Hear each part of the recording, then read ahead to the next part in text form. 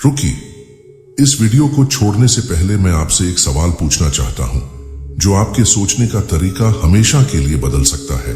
क्या आपको लगता है कि अच्छा बनने से आप सुरक्षित रहते हैं? क्या आप सोचते हैं कि दयालु होना आपको बचाता है, कि उदार होना लोगों की वफादारी बनाता है, कि ईमानदारी आपको सम्मान दिलाती है? अगर आपका जवाब हां है, तो आप उस सबसे खतरनाक झूठ के बारे में जानने वाले हैं जो समाज ने हमें कभी बताया। सबसे बड़ा गलती जो लोग करते हैं वह यह मान लेना है कि अच्छा होना मतलब सुरक्षित होना। लेकिन सच्चाई बहुत ही कठोर है। अच्छाई आग की तरह है, यह आपके बनाए हर चीज को जला सकती है। आपके रिश्ते, आपका करियर, आपके सपने, सब कुछ। निकोलो मैकियावेली ने यह सब देखा।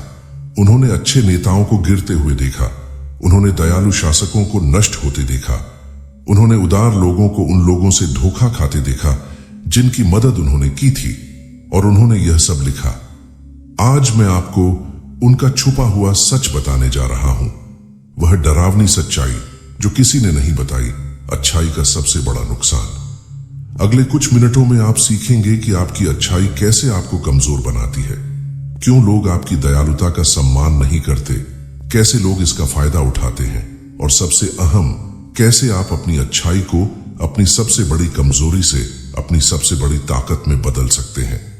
लेकिन पहले मैं कुछ साफ कर दूं, मैं आपको बुरा बनने के लिए नहीं कह रहा, मैं आपको किसी को चोट पहुंचाने के लिए नहीं कह रहा। मैं आपको यह दिखा रहा हूं कि कैसे आप अच्छाई को सावधानी और सोच समझकर इस्तेमाल कर सकते हैं। क्योंकि हकीकत यह है कि एक दुनिया में जो भेड़ियों से भरी है, सिर्फ भेड़ बनकर रहना आपको नष्ट करवा देता है। अब मैं चाहता हूं कि आप कमेंट में यह एफर्मेशन लिखें, मैं रणनीतिक अच्छाई चुनता हूं, आज से सब बदल जाएगा। अब आप अच्छाई को अंधाधुंध नहीं दिखाएंगे, आप इसे रणनीतिक रूप से इस्तेमाल करेंगे। इस वीडियो में हम जानेंगे कि क्यों अच्छाई हमेशा आपको सुरक्षित नहीं रखती, बल्कि यह अक्सर आपको कमजोर बना देती है, और हम देखेंगे कि इसे असली ताकत में कैसे बदलें। पहली चौंकाने वाली सच्चाई, अच्छाई और कमजोरी। सोचिए, आप जिस सबसे दयालु व्यक्ति को जानते हैं, क्या लोग वास्तव में उसका सम्मान करते हैं, या वह वही व्यक्ति है जिसे हर कोई अपनी जरूरत के समय बुलाता है? सच्चाई यह है कि अच्छा होना आपको कमजोर बनाता है, सुरक्षित नहीं। जब आप लगातार दयालु रहते हैं, लोग आपको पढ़ लेते हैं। उन्हें पता होता है कि आप कभी नहीं लड़ेंगे, कि आप कभी ना नहीं कहेंगे, कि वे आपके साथ मनमानी कर सकते हैं क्योंकि आप बहुत अच्छे हैं। आप ऑफिस में वही कर्मचारी बन जाते हैं जो हर काम करता है, दोस्त बन जाते हैं जो हमेशा पैसे देते हैं, परिवार में वह सदस्य बन जाते हैं जो हमेशा हां कहता है, इवन जब इससे आपको खुद चोट पहुंचती है। मैं आपको एक व्यक्ति के बारे में बताता हूं, वह मेरी जिंदगी का सबसे अच्छा टीम मैनेजर था। वह हमेशा अपनी टीम की मदद करता, हमेशा उनके लिए खड़ा रहता, हमेशा उनकी जरूरतों को पहले रखता। लेकिन क्या हुआ? उन्हें किसी और को प्रमोट कर दिया गया। क्यों? क्योंकि अच्छे लोग नेताओं की तरह नहीं दिखते, वे सेवक की तरह दिखते हैं। लोग आपकी अच्छाई का सम्मान नहीं करते, वे इसका फायदा उठाते हैं। सोचिए, जब कोई हमेशा मदद के लिए उपलब्ध होता है तो उसकी मदद की कीमत खत्म हो जाती है। जब कोई अपनी सीमाएं नहीं बनाता, लोग उन्हें बार बार पार करते रहते हैं। जब कोई अपने दांत नहीं दिखाता, लोग मान लेते हैं कि उसके पास दांत ही नहीं है। आपकी अच्छाई आपकी कमजोरी बन जाती है, क्योंकि यह दुनिया को यह संकेत देती है कि आप पर आसानी से फायदा उठाया जा सकता है। मैकियावेली ने कहा था, सिंह जाल से खुद को नहीं बचा सकता और लोमड़ी भेड़ों से खुद को नहीं बचा सकती। इसलिए जाल पहचानने के लिए लोमड़ी बनो और भेड़ों को डराने के लिए सिंह। आप हमेशा एक भेड़ की तरह उस दुनिया में बचने की कोशिश कर रहे हैं जो भेड़ियों से भरी है, और यही वजह है कि आप लगातार चोट खाते रहते हैं। कमेंट में यह एफर्मेशन डालें, मैं अपनी ऊर्जा की रक्षा करता हूं। दूसरी चौंकाने वाली सच्चाई, उदारता का जाल। यह बात आपके होश उड़ा सकती है। जितना आप लोगों को देते हैं, उतना ही कम वे उसकी कद्र करते हैं। लगता है उल्टा है ना? लेकिन ध्यान से सुनिए, उदारता तुरंत तारीफ दिलाती है। लोग आपको सराहते हैं, तारीफ करते हैं, बताते हैं कि आप कितने अच्छे हैं। ये बहुत अच्छा लगता है ना? लेकिन समय के साथ कुछ उल्टा होने लगता है। आपकी उदारता लोगों में आदत, उम्मीद और फिर नाराजगी पैदा कर देती है। समझिए, जब आप किसी की पहली बार मदद करते हैं तो वे आभारी होते हैं। जब आप दूसरी बार मदद करते हैं वे धन्यवाद कहते हैं।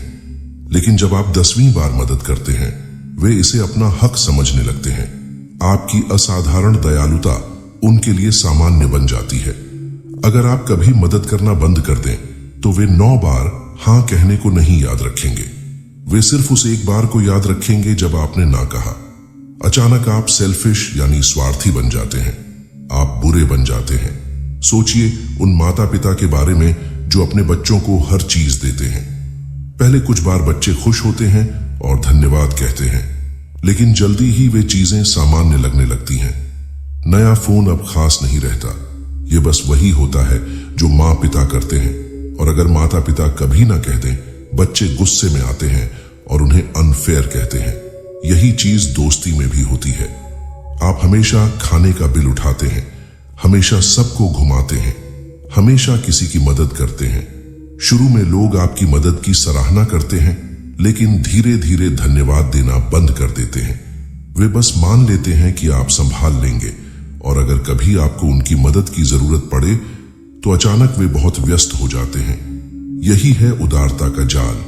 आप देते रहते हैं जब तक कि देना आपकी पहचान बन न जाए, और जब आपको लेने की जरूरत पड़े या सिर्फ देना बंद करना पड़े तो आप दूसरों की कहानी में अचानक खलनायक बन जाते हैं। आपकी लगातार उदारता वफादारी नहीं बनाती, यह लत पैदा करती है। लोग आपकी मदद के आदी हो जाते हैं, और जैसे कोई लत का शिकार गुस्से में आता है, जब उसका स्रोत बंद हो जाता है वैसे ही वे आपसे नाराज हो जाते हैं। इसका मनोवैज्ञानिक कारण यह है कि इंसानों में हेडोनिक एडेप्टेशन होता है। हम अच्छी चीजों के लिए जल्दी आदत डाल लेते हैं। जो कभी खास लगता था वह सामान्य लगने लगता है। जो कभी उदारता था वह अपेक्षित लगने लगता है। इसलिए आपकी बार बार की दयालुता समय के साथ अपना असर खो देती है। लोग इसे देखना बंद कर देते हैं क्योंकि यह बहुत आम हो गया है। लेकिन जब आप एक बार ना कहते हैं तो यह लाल झंडे की तरह उभर जाता है। यही वे याद रखते हैं, यही उनका ध्यान खींचता है, यही वे शिकायत करते हैं। यह हर जगह होता है। काम पर अगर आप हमेशा देर तक रुकते हैं तो देर तक रहना आपकी आदत बन जाती है। कोई इसे सराहना नहीं करता, लेकिन एक दिन समय पर निकल जाएं और अचानक आप कमिटेड नहीं दिखते।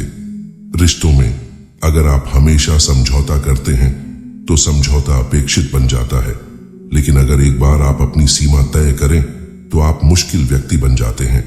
मैकियावेली ने कहा था, फायदे धीरे धीरे दिए जाने चाहिए, तभी उनका स्वाद बेहतर लगेगा। उन्होंने एक बहुत बड़ी सच्चाई समझी। स्कैर्सिटी यानी कमी मूल्य बनाती है, अबंडेंस यानी बहुतायत उसे खत्म कर देती है। कमेंट में यह अफर्मेशन डालें, मैं रणनीतिक रूप से देता हूं। तीसरी चौंकाने वाली सच्चाई, पवित्रता का मुखौटा। यह सच्चाई थोड़ी असुविधाजनक हो सकती है। समाज हकीकत नहीं, दिखावे में विश्वास करता है। लोग यह नहीं देखना चाहते कि आप सच में अच्छे हैं। उन्हें फर्क नहीं पड़ता कि आपका दिल कैसा है, उन्हें फर्क पड़ता है कि आप कैसे दिखते हैं। इसका मतलब यह है कि शक्ति और सम्मान बनाए रखने के लिए आपको अच्छाई का मुखौटा पहनना पड़ता है, जबकि असली नियंत्रण सतह के नीचे रखना होता है। जिन सबसे सफल लोगों को आप जानते हैं, उन्हें क्या लगता है कि उन्होंने सबके प्रति सच्चे दिल से अच्छा बनकर सफलता पाई? बिल्कुल नहीं। उन्होंने सफलता इसलिए पाई क्योंकि उन्होंने स्मार्ट तरीके से सही समय पर सही लोगों के सामने अपनी अच्छाई दिखाई। वे जनता के सामने मुस्कुराते हैं और पीछे जाकर कठिन फैसले लेते हैं। वे दया तब दिखाते हैं जब यह उनके काम आता है, और ताकत तब दिखाते हैं जब जरूरत होती है। उन्हें यह समझ है कि अच्छाई का दिखावा अक्सर अच्छाई से ज्यादा ताकतवर होता है। यह किसी तरह की नकली या झूठी अच्छाई नहीं है, यह रणनीतिक अच्छाई है। सोचिए, एक डॉक्टर आपकी जान बचाने के लिए आपको काट सकता है। क्या डॉक्टर निर्दयी है? नहीं। डॉक्टर वह करता है जो करना जरूरी है, भले ही अस्थायी दर्द हो। असल नेता यह समझते हैं कि कभी कभी सच में अच्छा होना मतलब अस्थायी रूप से बुरा दिखना भी होता है। कभी कभी किसी की मदद करना मतलब उसे ना कहना। कभी कभी अपनी टीम की रक्षा करना मतलब अस्वीकृत होने वाले फैसले लेना। पवित्रता का मुखौटा धोखा नहीं है, ये समय और स्थिति को समझने का खेल है। ये जानने का खेल है कि कब अपनी नरम औरताई दिखानी है और कब अपनी मजबूत स्टील जैसी ताकत दिखानी है। अधिकांश लोग इसे उल्टा करते हैं। वे अपनी कमजोरी दुश्मनों के सामने और अपनी ताकत दोस्तों के सामने दिखाते हैं। स्मार्ट लोग इसके उल्टे करते हैं। मैकियावेली ने कहा था, हर कोई देखता है कि आप कैसे दिखते हैं, कुछ ही लोग अनुभव करते हैं कि आप वास्तव में कौन हैं। उन्होंने यह समझा कि धारणा ही वास्तविकता को बनाती है। अगर लोग आपको कमजोर समझते हैं, आप कमजोर बन जाते हैं। अगर वे आपको मजबूत समझते हैं, आप मजबूत बन जाते हैं। कमेंट में यह अफर्मेशन डालें, मैं अपनी छवि को नियंत्रित करता हूं। चौथी, सच्चाई, ताकत की गणित। आप जो भी करते हैं उसका कोई ना कोई लागत होता है। हर एक एहसान जो आप करते हैं, हर बार जब आप ना कहने की बजाय हां कहते हैं, हर पल जब आप दूसरों की मदद करते हैं बजाय खुद के निर्माण के। अधिकतर अच्छे लोग इस बारे में सोचते ही नहीं। वे देते जाते हैं जब तक उनके पास कुछ बचा ही ना रहे। फिर वे सोचते हैं कि क्यों वे थके हुए, नाराज और इस्तेमाल किए हुए महसूस कर रहे हैं। यह समझना जरूरी है कि आपका समय, ऊर्जा और संसाधन सीमित है। जब आप इन्हें दूसरों पर खर्च करते हैं, आपके पास अपने लिए कम बचता है। इसे स्वीकार करना स्वार्थी नहीं है, यह गणित है। असीमित दयालुता आपकी ताकत खत्म कर देती है और जब आप थक जाते हैं तो आप किसी की मदद नहीं कर सकते, यहां तक कि अपनी खुद की भी नहीं। सोचिए हवाई जहाज की सुरक्षा निर्देशों के बारे में। वे कहते हैं कि पहले अपना ऑक्सीजन मास्क लगाइए, फिर दूसरों की मदद कीजिए। क्यों? क्योंकि अगर आप पहले किसी और की मदद करने की कोशिश में बेहोश हो गए तो अब 2 लोगों को बचाना होगा, न कि सिर्फ एक को। जिंदगी भी इसी तरह काम करती है। अगर आप दूसरों की मदद में खुद को थका देंगे तो आप वही बन जाते हैं जिसे मदद की जरूरत है। आप सहारा बनने की बजाय बोझ बन जाते हैं। स्मार्ट लोग यह समझते हैं कि सफल होने और टिके रहने के लिए अपनी ऊर्जा और संसाधनों की रक्षा करना जरूरी है। यह आपको कठोर नहीं बनाता, यह आपको सतत और टिकाऊ बनाता है। मैंने यह सब अपने अनुभव से सीखा। सालों तक मैंने हर किसी के लिए हां कहा। हर अनुरोध, हर एहसान, हर छोटी सी बात जो घंटों के काम में बदल जाती। मुझे लगा कि मैं अच्छा कर रहा हूं, लेकिन आप जानते हैं क्या हुआ? मैंने लोगों से नाराजगी महसूस करने लगी। गुस्सा और कड़वाहट बढ़ी। मेरा खुद का प्रोजेक्ट प्रभावित हुआ। मेरे अपने सपने पीछे छूट गए और विडंबना यह कि मैं उन लोगों की भी मदद कम करने लगा जिन्हें सच में जरूरत थी। तभी मुझे एक अहम बात समझ आई। हर किसी को हां कहना मतलब खुद को ना कहना। और जब आप खुद को छोड़ देते हैं तो आखिरकार आप सभी को छोड़ देते हैं। इतिहास में सबसे उदार लोग वे नहीं थे जिन्होंने हर चीज के लिए हां कहा। वे थे जिन्होंने ज्यादातर चीजों के लिए ना कहा ताकि सही चीजों के लिए बड़े रूप में हां कह सकें। मैकियावेली ने कहा था, जो आदेश देना चाहता है उसे यह जानना चाहिए कि कैसे आदेश देना है। अगर आप अपनी खुद की समय, ऊर्जा और संसाधनों को नियंत्रित नहीं कर सकते तो आप दूसरों का नेतृत्व नहीं कर सकते। कमेंट में यह अफर्मेशन डालें, मैं अपनी संसाधनों की रक्षा करता हूं। 5वीं, सच्चाई, रणनीतिक अच्छाई का इस्तेमाल। मैं आपको नहीं कह रहा कि आप दिलहीन बन जाइए। मैं नहीं कह रहा कि दया, ईमानदारी और उदारता को छोड़ दें। मैं बस यह कह रहा हूं कि ये गुण हथियार की तरह इस्तेमाल होने चाहिए, सही समय पर, सही तरीके से, ज्यादा असर डालने के लिए। एक तलवार जो अलमारी में रखी हो किसी की रक्षा नहीं कर सकती, लेकिन एक कुशल योद्धा के हाथ में सही समय पर तलवार एक पूरी किंगडम को बचा सकती है। आपकी अच्छाई भी यही काम करे। जब आप किसी की मदद करें तो जानबूझकर और उद्देश्य से करें। जब आप दया दिखाएं तो रणनीतिक रूप से दिखाएं। जब आप उदार हों तो ऐसा करें कि इसका वांछित परिणाम बने। उदाहरण के लिए, हर किसी की थोड़ी मदद करने के बजाय सही लोगों की बहुत मदद करें। हर किसी के प्रति अच्छा होने के बजाय उन लोगों के प्रति असाधारण दयालु हों जो वास्तव में मायने रखते हैं। हर चीज के लिए हां कहने के बजाय उन चीजों के लिए शक्तिशाली हां कहें जो आपके लक्ष्यों से मेल खाती हैं। इस तरीके से 3 फायदे होते हैं। 1, आपकी मदद की कीमत बढ़ जाती है क्योंकि यह दुर्लभ होती है। 2, आप ज्यादा सकारात्मक प्रभाव पैदा करते हैं क्योंकि आप फोकस्ड रहते हैं। 3, लोग आपका सम्मान करते हैं क्योंकि आप चुस्त और समझदार होते हैं। इतिहास के सबसे सम्मानित नेताओं के बारे में सोचिए। मार्टिन लूथर किंग जूनियर अन्याय के प्रति कोमल नहीं थे, उन्होंने इसे ताकतवर तरीके से सामना किया। मदर टेरेसा ने दुनिया के हर किसी की मदद नहीं की, उन्होंने सबसे गरीबों पर पूरा ध्यान केंद्रित किया। वे सभी अच्छे लोग थे, लेकिन रणनीतिक रूप से अच्छे थे। उन्होंने अपने गुणों का इस्तेमाल बदलाव लाने के लिए किया, सिर्फ सभी को पसंद आने के लिए नहीं। असल जीवन में इसे कैसे लागू करें? किसी भी अनुरोध के लिए हां कहने से पहले खुद से ये 3 सवाल पूछें। 1, क्या यह मेरे मूल्य और लक्ष्यों के अनुरूप है? 2, क्या मैं यह खुद को थकाए बिना कर सकता हूं? 3, क्या यह व्यक्ति मेरी मदद की कदर और सम्मान करेगा? अगर किसी का भी जवाब ना है तो सिर्फ ना मत कहें, सौम्य लेकिन दृढ़ता से ना कहें। और जब आप हां कहें तो पूरी तरह से हां कहें, अपनी पूरी कोशिश दें, असली मूल्य पैदा करें, सार्थक बदलाव लाएं। इस तरह आपकी हां की महत्ता बनी रहती है, आपकी मदद याद रखी जाती है, आपकी उदारता लत नहीं वफादारी बनाती है। मैकियावेली ने कहा था, दी गई कसम अतीत की आवश्यकता थी, टूटी हुई वचन वर्तमान की आवश्यकता है।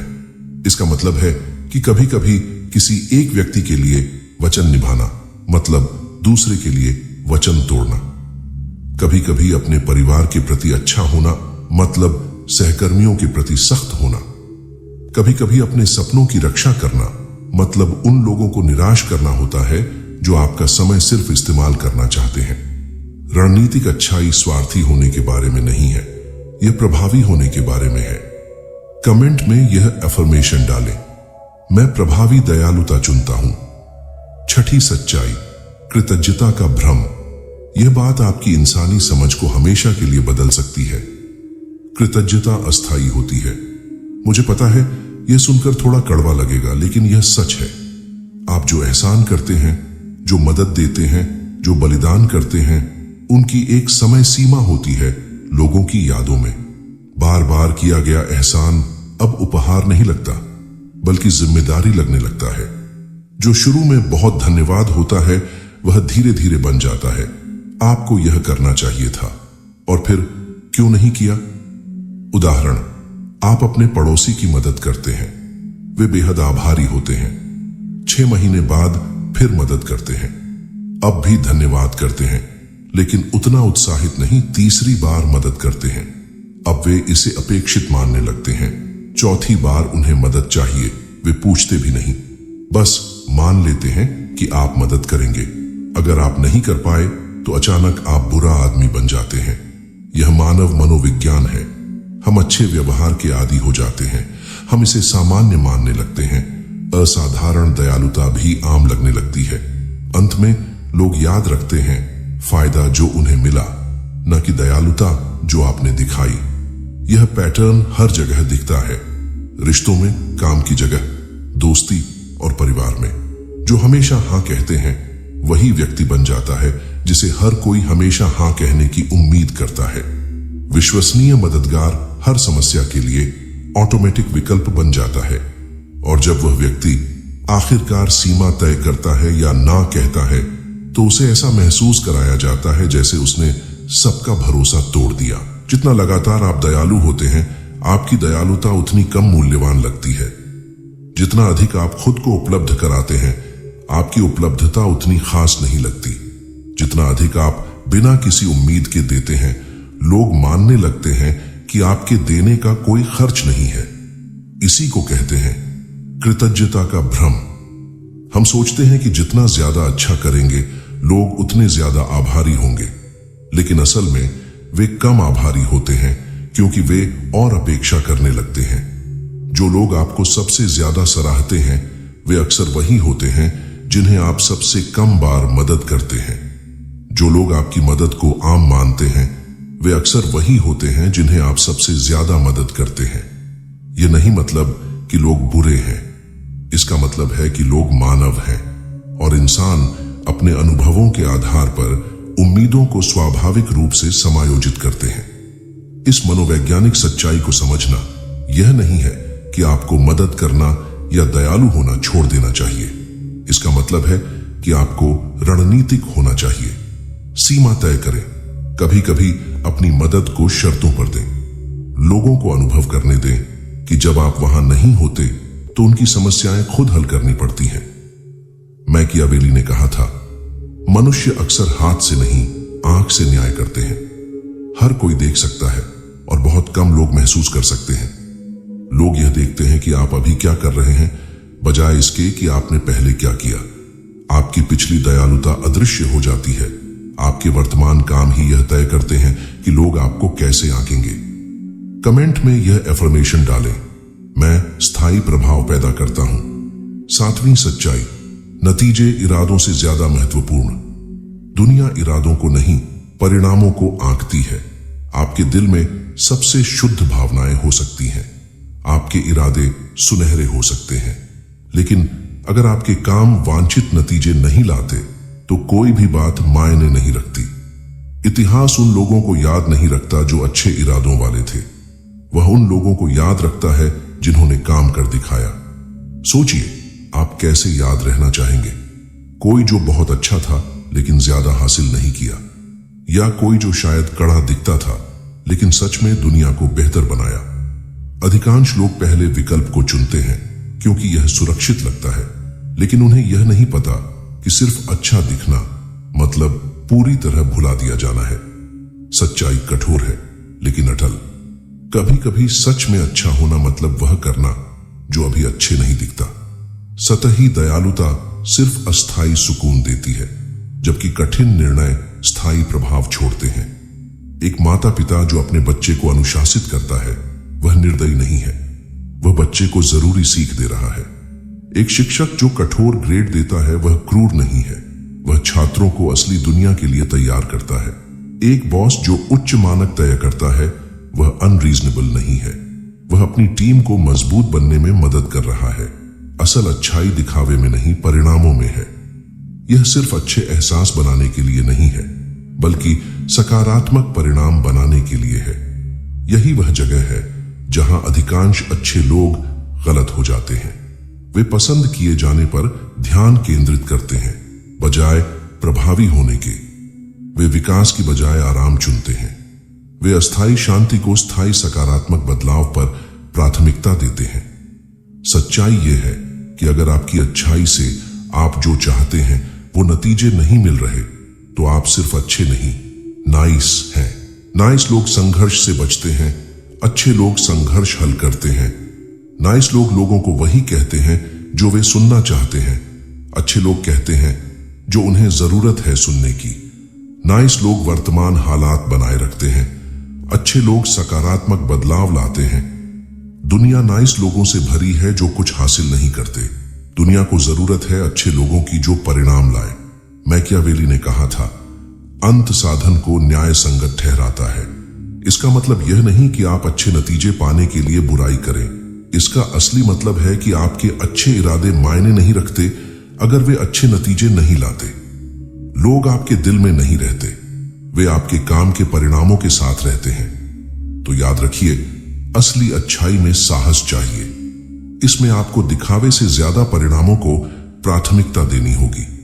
इसमें आपको यह पूछना बंद करना होगा, क्या वे मुझे पसंद करेंगे, और शुरू करना होगा, क्या यह सच में चीजों को बेहतर बनाएगा। दिन के अंत में लोग आपके इरादों को नहीं याद रखेंगे, वे याद रखेंगे आपने क्या बनाया, क्या बदला और पीछे क्या छोड़ा। कमेंट में यह एफर्मेशन डालें, मैं परिणामों पर ध्यान केंद्रित करता हूं। 8वीं सच्चाई, विरासत और जीवित रहना। अब बात करते हैं कि असली मायने क्या रखते हैं। आपको कैसे याद किया जाएगा और आप पीछे क्या छोड़ेंगे। इतिहास सिर्फ अच्छे लोगों को नहीं याद रखता, वह उन लोगों को सम्मान देता है जिन्होंने जीवन में टिककर संघर्ष किया, कठिनाइयों का सामना किया और अपने परिणामों को महानता में बदला। इस बारे में एक पल सोचिए। क्या आप इतिहास से 5 ऐसे लोग बता सकते हैं जो बस बहुत अच्छे थे? शायद नहीं। लेकिन आप शायद 5 ऐसे लोग बता सकते हैं जिन्होंने स्थायी बदलाव किया, भले ही उनके साथ हमेशा सहज व्यवहार करना आसान ना हो। स्टीव जॉब्स को अच्छा व्यक्ति माना नहीं जाता था। वह मांग वाला, पूर्णतावादी और अक्सर कठिन था, लेकिन उसने ऐसे प्रोडक्ट बनाए जिन्होंने करोड़ों लोगों की जिंदगी बदल दी। मैं यह नहीं कह रहा कि आपको लोगों के प्रति कठोर होना चाहिए। मैं यह कह रहा हूं कि असली महत्व वह है जो फर्क डालता है, ना कि सिर्फ अच्छे रहने का दिखावा। अधिकांश लोग विरासत के बारे में यह नहीं समझते। अगर आप काफी लंबे समय तक जीवित नहीं रहते तो आप दुनिया पर सकारात्मक प्रभाव नहीं छोड़ सकते। और जीवित रहना व्यवसाय में, रिश्तों में, जीवन में सिर्फ अच्छा बनने से नहीं होता। इसके लिए चाहिए स्मार्ट होना, रणनीतिक होना और कभी कभी कठोर होना। सबसे दयालु लोग भी किसी की मदद नहीं कर सकते अगर वे उन लोगों से दब जाएं जो उनका फायदा उठाते हैं। सबसे उदार लोग भी कुछ नहीं दे सकते अगर उन्होंने सब कुछ जल्दी ही दे दिया। सबसे ईमानदार लोग भी सच नहीं बोल सकते अगर उन्हें वे लोग चुप करवा दें जो झूठ पसंद करते हैं। आपको पहले खुद को बचाना होगा, फिर आप खुद को मजबूत बनाएंगे, फिर आप दूसरों की मदद कर सकेंगे और फिर आप अपनी इच्छित विरासत बना सकेंगे। इसका मतलब है खुद की रक्षा करना ताकि आप दूसरों की रक्षा कर सकें, खुद को मजबूत बनाना ताकि आप दूसरों को ऊपर उठा सकें, ताकतवर बनना ताकि आप कमजोरों की मदद कर सकें। यह स्वार्थी नहीं है, यह रणनीतिक है, यह निर्दयी नहीं है, यह सावधानीपूर्ण है। यह अच्छाई को छोड़ने के बारे में नहीं है, बल्कि इसे संरक्षित करने के बारे में है ताकि यह सच में बदलाव ला सके। देखिए, उन लोगों को जिन्होंने दुनिया में स्थायी सकारात्मक बदलाव किया, वे कमजोर नहीं थे। वे हर किसी को खुश करने वाले नहीं थे। वे ना कहना, सीमाएं तय करना और कठिन निर्णय लेना जानते थे। वे समझते थे कि अच्छाई मतलब कमजोरी नहीं है, बल्कि इसका मतलब है इतना शक्तिशाली होना कि आप सबसे महत्वपूर्ण समय पर अच्छाई चुन सकें। मैकियावेली ने कहा था, अगर आप दोनों नहीं हो सकते, डर और प्यार, तो डर होना बेहतर है। असल में उनका मतलब यह था, सम्मान प्यार से ज्यादा मायने रखता है, प्रभाव लोकप्रियता से ज्यादा मायने रखता है, परिणाम भावनाओं से ज्यादा मायने रखते हैं। आपको अच्छाई और ताकत के बीच चुनाव करने की जरूरत नहीं है। आप दोनों हो सकते हैं, आप दोनों होने चाहिए। लेकिन अगर आपको चुनना पड़े तो पहले ताकत चुनें, क्योंकि ताकत आपको वह शक्ति देती है कि आप अच्छाई का चुनाव तब कर सकें जब सबसे जरूरी हो। कमजोरी सिर्फ आपको शिकार बनाती है, भले ही आपके इरादे अच्छे हों। आज हमने बहुत कुछ कवर किया, लेकिन मैं आपको सबसे महत्वपूर्ण सबक देने जा रहा हूं। रणनीति के बिना अच्छाई सबसे खतरनाक जाल है जिसमें आप फंस सकते हैं। यह आपको उन लोगों के सामने कमजोर बना देता है जो आपका फायदा उठाना चाहते हैं। यह आपकी संसाधनों को खत्म कर देता है जब तक आपके पास देने के लिए कुछ भी न बचे। यह ऐसी अपेक्षाएं पैदा करता है जो आप पूरा नहीं कर सकते, और अंततः यह आपको सच में सकारात्मक प्रभाव डालने से रोकता है। लेकिन रणनीतिक अच्छाई वही शक्ति बन जाती है। यह जीवन और प्रभाव के लिए हथियार बन जाती है। यह सच्चे बदलाव लाने का उपकरण बन जाती है। यह उस जीवन और विरासत की नींव बन जाती है जो सच में मायने रखती है। अब आप समझ चुके हैं कि अंधी अच्छाई की कितनी कीमत है। आप समझ चुके हैं कि उदारता क्यों जाल बन सकती है, कृतज्ञता क्यों फीकी पड़ जाती है, और अच्छे इरादे बिना अच्छे नतीजे के क्यों बेकार हैं। सबसे महत्वपूर्ण, अब आप जानते हैं कि कैसे अपनी अच्छाई को कमजोरी से ताकत में बदलें, कैसे रणनीतिक रूप से दयालु बने, कैसे प्रभावी मदद करें, कैसे ऐसे नतीजे बनाएं जो वास्तव में मायने रखते हों। वीडियो छोड़ने से पहले आप एक निर्णय लें। क्या आप पुराने तरीके से बिना सीमा और योजना के अंधाधुंध अच्छा बनते रहेंगे जब तक कि यह आपको नष्ट न कर दे, या क्या आप नए तरीके से, रणनीतिक, प्रभावी और शक्तिशाली तरीके से अच्छा बनना शुरू करेंगे? असल सवाल यही है और यही आपके भविष्य को तय करेगा। क्या आप अपनी अच्छाई को कमजोरी बनने देंगे या इसे नियंत्रित करके शक्ति में बदलेंगे? फैसला आपका है, लेकिन अब आपके पास सही निर्णय लेने का ज्ञान है। अगर इस वीडियो ने आपकी सोच बदल दी है तो लाइक बटन दबाएं। अगर आप और ऐसी सच्चाई जानना चाहते हैं जो दुनिया को देखने का तरीका बदल दे तो सब्सक्राइब करें और नोटिफिकेशन बेल बजाएं। और अगर आपको कोई लगता है जिसे यह संदेश सुनना चाहिए तो यह वीडियो उनके साथ शेयर करें। याद रखें, आपकी अच्छाई कमजोरी नहीं है। जब इसे रणनीतिक रूप से इस्तेमाल किया जाए यह आपकी सबसे बड़ी ताकत बन जाती है। कमेंट में यह आखिरी एफर्मेशन डालें, मैं रणनीतिक अच्छाई में निपुण हूं। याद रखें, भेड़ों से भरी दुनिया में भेड़ मत बनिए, चरवाहा बनिए, सचमुच नेतृत्व करें।